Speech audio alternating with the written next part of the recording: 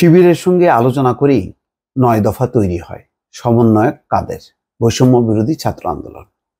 আসলে বৈষম্য বিরোধী ছাত্র আন্দোলন নিয়ে একটা ব্যাপক বিস্ময় বা ঘোর এখনো কিন্তু রয়ে গেছে।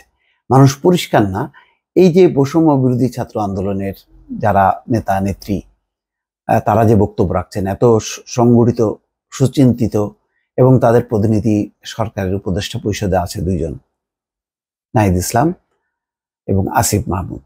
তো এই পর্যায়ে পর্যন্ত তারা চলে গেছে। এই যে পুরো আন্দোলনটা, শেখ হাসিনাকে যে হটানো, আসলে কারা তারা?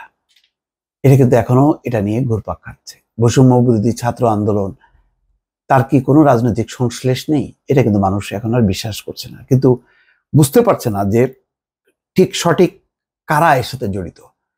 বিভিন্নভাবে যেই বিষয়টা সামনে আসছে, সেখানে কিন্তু ছাত্র শিবিরের নামটা বেশি আসছে। যে বৈষম্য বিরোধী ছাত্র আন্দোলনটা পুরোটাই কিন্তু হ্যান্ডেল করেছে মূলত ইসলামী ছাত্র শিবির। তারা কৌশলে এখানে ঢুকে গেছে, যেখানে হয়তো ছাত্র সমন্বয়কদের বা অন্যরা জানতেও পারেনি এবং জানতে দেওয়াও হয়নি, এবং জানতে দেওয়াটাও সমীচীন ছিল না, কেন তাতে বিভ্রান্তি করত।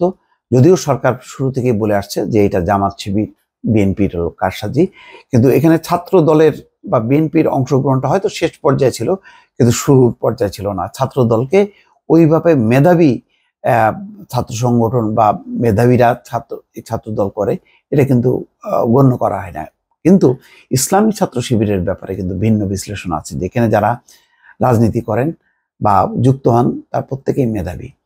দেখেন, এই যে এখন সমন্বয়ক ছিলেন, এখন বলছেন যে ঢাকা বিশ্ববিদ্যালয়ের সভাপতি, সাধারণ সম্পাদক, তারা ছাত্র সমন্বয়ক ছিলেন, এখন কিন্তু তারা নিজের পরিচয়ে আবির্ভূত হয়েছেন, এবং তাদের ব্যাকগ্রাউন্ড দেখেন, তাদের একাডেমিক ব্যাকগ্রাউন্ড অসাধারণ, খুবই ব্রিলিয়েন্ট তারা। তো এই ইসলামী ছাত্র শিবিরের মেধা, মনন, এটা কি যুক্ত যদি না হতো তাহলে কি এত সফলতা পাওয়া যেত? আমার বিশ্বাস পাওয়া যেত না। এবং এটা হয়তো বাস্তবতা যে এই প্রতিটি আন্দোলনের গড়ে তোলা, যৌক্তিক পর্যায়ে নিয়ে যাওয়া এবং নানা রকমের যে নাম সিলেকশন করা, এগুলির মধ্যে ইসলামিক ছাত্র শিবিরের যারা এই বৈষম্য বিরোধী ছাত্র আন্দোলনের সাথে সরাসরি যুক্ত ছিল, তাদের একটা সংশ্লেষ আছে, এবং তার ফলেই এটা দ্রুত ত্বরান্বিত হয়েছে। কোটা সংস্কার আন্দোলনের পরিপ্রেক্ষিতে জন্ম হয় ৯ দফার, পরে তা রূপ নেয় ১ দফার আন্দোলনে। মূলত বৈষম্য বিরোধী ছাত্র আন্দোলনের ৯ দফায় বেশ সাড়া ফেলেছিল এবং দুর্বার গতিতে এই আন্দোলন চলছিল। তবে ৯ দফার প্রচার প্রসারে গুরুত্বপূর্ণ ভূমিকা রেখেছিল শিবির। ঢাকা বিশ্ববিদ্যালয় শাখা শিবিরের সেক্রেটারির সঙ্গে আলোচনা করেই ৯ দফা তৈরি হয়। রোববার বৈষম্য বিরোধী ছাত্র আন্দোলনের অন্যতম সমন্বয়ক আব্দুল কাদের তার ব্যক্তিগত ফেসবুক আইডিতে ঐতিহাসিক ৯ দফা নিয়ে কিছু কথা শীর্ষক এক স্ট্যাটাসে এই কথা বলেছেন। কোটা সংস্কারকে উদ্দেশ্য করে আন্দোলন গড়ে উঠেছিল, কিন্তু সরকার পরিস্থিতি ঘোলাটে করলে আন্দোলন ভিন্ন দিকে মোড় নেয়। তারই ধারাবাহিকতায় ৯ দফার অবতারণা হয়।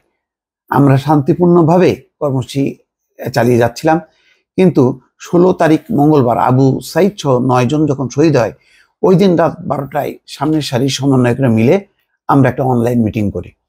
মিটিংয়ে প্রথম এজেন্ডা ছিল আজকে যে ৬ জন শহীদ হলো, এই ৬টা লাশের বিনিময়ে শুধু কোটা সংস্কার কিনা।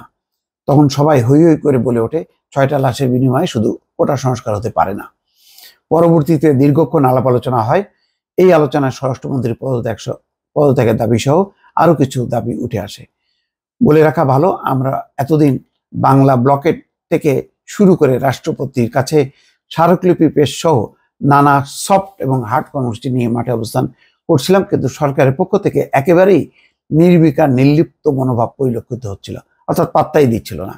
আলাপ আলোচনার ধারে নাই সরকার, কেবল হাইকোর্টে কাঁধে বন্দুক রেখে চুপচাপ তারা দেখছিল। কিন্তু পরিস্থিতি যখন বেগতিক হয়ে যায়, ৬ জন শহীদ হয়, ওই দিনই সরকার আলোচনার জন্য তোড়জোড় শুরু করে দেয়।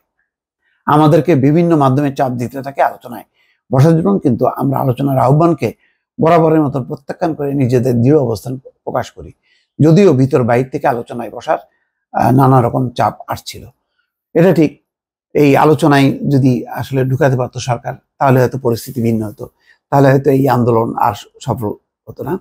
তো এখানে একটা পরিষ্কার যে ছাত্র শিবিরের মেধাবী যারা নেতা, তাদের একটা এখানে প্রভাবটা আমি বলবো যে 80 থেকে 90%, আর বাকিরা হয়তো ছড়িয়ে ছিটিয়ে আছে বিভিন্ন অংশ থেকে।